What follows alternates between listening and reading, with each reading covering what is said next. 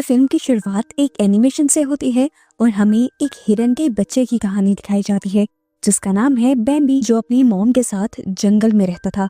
हंसी खुशी उनकी जिंदगी कट रही थी, पर एक दिन कुछ शिकारी उसकी मॉम का शिकार कर लेते हैं और इस तरह वो इस खतरनाक जंगल में अकेला रह जाता है। जंगल के खतरों से बचते हुए सालों की जिंदगी वो गुजार लेता है, जिसके बाद फाइनली बैम्बी को अपनी पार्टनर भी मिल जाती है। उसकी फैमिली अब दोबारा से कंप्लीट होने लगी थी। उसका अब एक बच्चा भी था। इसी वजह से बैम्बी अपने बचपन की ही तरह खुश रहने लगा था, पर शायद किस्मत को उसकी खुशी मंजूर ही नहीं थी। थोड़ी सी ही इन खुशियों के बाद उनकी जिंदगी में मुश्किलें आना शुरू हो गईं, क्योंकि अब इंसान जंगलों को काटने लगे थे और आए दिन इन्हें अपना घर बदलना पड़ता था। एक दिन जब बैम्बी की पूरी फैमिली जंगल के रास्ते से गुजरने वाली सड़क को क्रॉस कर रहे होते हैं, तो एक तेजी से आता हुआ ट्रक उन्हें कुचल जाता है। बैम्बी को तो हल्की फुल्की ही चोट आई थी, पर बदकिस्मती से उसकी वाइफ उस ट्रक ड्राइवर की लापरवाही की वजह से दम तोड़ गई थी और उसके बच्चे तो इस हादसे से डर के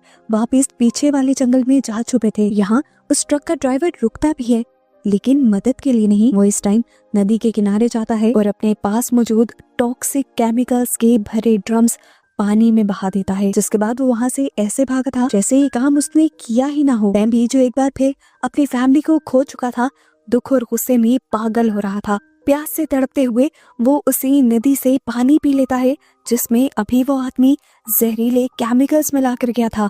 पानी पीने के बाद बैम्बी तड़पने लग जाता है और यहाँ एक पल के लिए फील होता है कि बैम्बी मर जाएगा, लेकिन ये जहर उसकी जान लेने के बजाय उसे एक अजीब सी क्रिएचर में बदल देता है। बैम्बी जब दर्द से तड़प रहा था, तब हम देख रहे थे कि उसकी हड्डियां बढ़ रही थी। हड्डियां टूटकर जुड़ने की आवाजें इतनी खतरनाक थी कि ये सब देखना मुश्किल था। उसके मसल्स भी फूलने लगे थे और दांत भी खौफनाक हो गए थे, और अब वो एक प्यारे से हिरन से एक खौफनाक मॉन्स्टर में बदल गया था, जो 4 पाँव के बजाय 2 पाँव पर भी चल सकता था। पहले ही वो अपने गम और गुस्से में पागल था।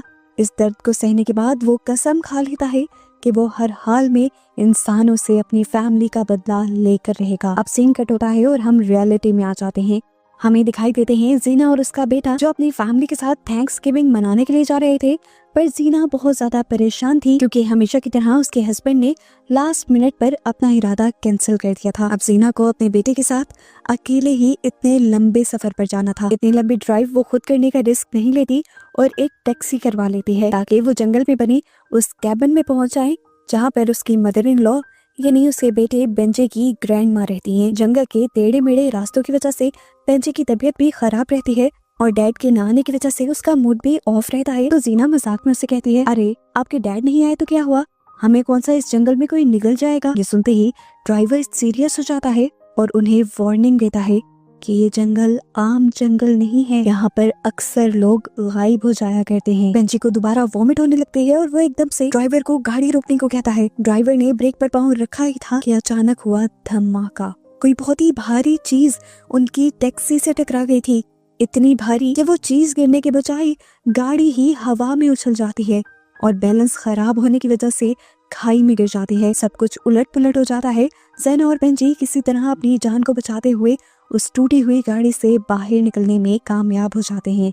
इस टाइम वो जख्मी भी बहुत ज्यादा थे और डरे हुए भी थे, क्योंकि उन्होंने महसूस किया था कि अंधेरे में कोई ड्राइवर को खींच कर ले गया था। जो भी था वो इंसानों का शिकार कर सकता था, इसी वजह से ये और भी ज्यादा डर चुके थे। तभी इनके डर को बढ़ाने के लिए जंगल के सन्नाटे में और भी ज्यादा डरावनी आवाज सुनाई देती है। एक गुर्राहट और भारी कदमों की आवाज से उनको एहसास होता है कि उनके करीब कोई शिकार कर रहा है। अपनी जान बचाने के लिए ये दोनों माँ बेटा जंगल में ही भागने लग जाते हैं और आखिर ग्रैंड माँ मैरी के कैबिन तक पहुंच ही जाते हैं। अंदर कैबिन में बाकी फैमिली उनका इंतजार कर रही थी। यहाँ पर साइमन के सारे भाई, उनकी वाइफ्स और बच्चे भी आए हुए थे और सभी का मूड खराब था क्योंकि साइमन यानी बेंजी के डैड नहीं आए थे। यहाँ आकर हमें पता चलता है कि बेंजी की ग्रैंड माँ को डायमेंशिया है। वो हमेशा अपनी चेयर पर बैठकर अजीब अजीब बातें करती रहती हैं और अजीब डरावने स्केचेस भी बनाती है। एकदम से अब इनका दरवाजा जोर जोर से नॉक होता है और जैसे ही ये लोग जाकर दरवाजा खोलते हैं तो दिखाया जाता है कि साइमन की फैमिली आई थी। इस टाइम ये दोनों बहुत ही ज्यादा डरे हुए थे और कांप रहे थे। ये लोग उन्हें रिलैक्स करते हुए अंदर लेकर जाते हैं और उनसे पूछते हैं कि क्या हुआ। बेंजी इन्हें जंगल में होने वाले एक्सीडेंट के बारे में बताता है और उस जानवर के बारे में भी जिसने ड्राइवर का शिकार कर लिया था। साइमन की फैमिली बहुत ज्यादा कंफ्यूज हो गई थी। साइमन का भाई यहाँ पर बहादुर और चालाक बनने की कोशिश करता है और एक टॉर्च उठाते हुए कहता है कि मैं जरा ड्राइवर की मदद कर आता हूँ। इसी दौरान जंगल में हमें कुछ और लोग भी दिखाए जाते हैं। ये बहुत बड़े शिकारी हैं, लेकिन आजकल ये जंगल में शिकार करने नहीं आए, बल्कि इन्हें एक बहुत ही बड़ा कॉन्ट्रैक्ट मिला है बिल पेक्सर कंपनी की तरफ से।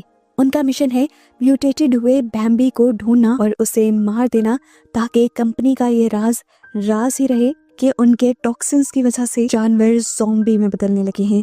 ये लोग यहाँ से जा ही रहे थे कि इन्हें खाई के पास एक टूटी हुई टैक्सी मिली। इसे देखकर वो शिकारी घबरा गए और तभी उन्हें यहाँ पर किसी चीज की आहट सुनाई दी। डरते हुए उसने उसी डायरेक्शन में गोलियां चला दी, ये भी सोचे बगैर कि अगर वहाँ कोई जानवर ना हुआ तो था भी ऐसा ही।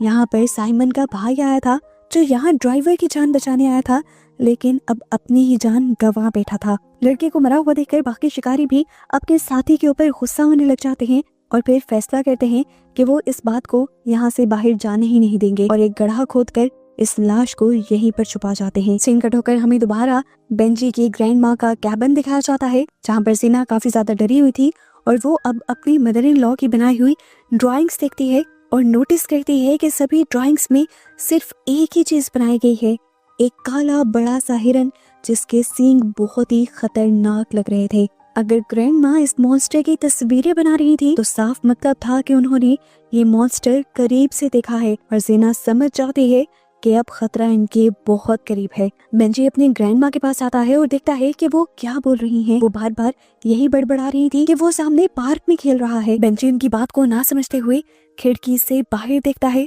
और जोर से चिल्ला देता है, क्योंकि जंगल के किनारे दरख्तों के बीचों बीच वही खड़ा था वो ज़ॉम्बी बना हिरन बैम्बी, जो किसी इंसान की तरह दो पैरों पर खड़ा था। उसकी आंखें आग की तरह लाल हो रही थी और बड़े बड़े सींग उसके उसे और भी ज्यादा डरावना बना रहे थे। बैम्बी अब जोरदार धाड़ मारता है और कैबिन की तरफ भाग आता है। घर के अंदर भगदड़ मच जाती है। सभी अपने आप को बचाने की कोशिश कर रहे थे, पर बैम्बी तो दरवाजा तोड़ते हुए अंदर घुस चुका था। ज़ैना, बेंजी और बेंजी के अंकल तो अपनी जान बचाने के लिए जल्दी से बाहर निकल आते हैं, पर बेंजी की आंटी अपने आप को बचाने के लिए वॉशरूम में छुपने की कोशिश करती है, पर बैम्बी वहाँ का भी दरवाजा तोड़कर अपने सींग उसकी बॉडी के अंदर एक मर्तबा स्टैब कर देता है। फिलहाल के लिए अपने आप को बचाने के लिए वो वॉशरूम की विंडो से भागकर बाहर निकलती है, तो बैम्बी भी उसके पीछे आ जाता है। ये तीनों जो अब तक गाड़ी में बैठ चुके थे, ये अपनी आंखों से देखती हैं कि बैम्बी बेदर्दी से उसके गले में अपने सींग स्टैब करते हुए उसे अब मार चुका था। इधर ये लोग लगातार अपने आप को बचाने के लिए इस कार को स्टार्ट करने की कोशिश कर रहे थे, पर ये कार तो स्टार्ट होने का नाम ही नहीं ले रही थी। डर के मारे ये लोग देखते हैं कि बैम्बी अब घर की तोड़फोड़ के बाद उनकी तरफ उन्हें मारने के लिए आ रहा था। फाइनली इनकी किस्मत इनका साथ देती है और इंजन भी चल जाता है।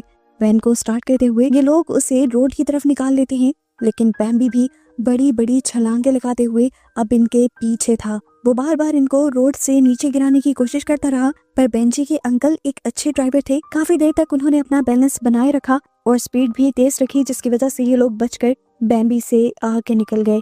लेकिन फिर कुछ ही दूर जाने पर उनका रास्ता रोक लिया एक बड़े से पेड़ ने। ये लोग बुरी तरह फंस चुके थे, ना आगे जा सकते थे ना पीछे। वक्त भी कम था, बैम्बी जल्द ही इन तक पहुंच भी जाता।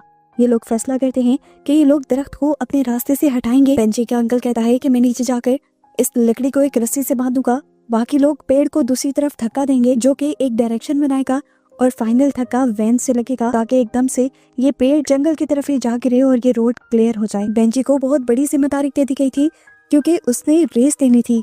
ये लोग अपना पूरा सेटअप तैयार करते हैं और तभी अचानक अंधेरे से वो मॉन्स्टर यानी बैम्बी निकल आता है।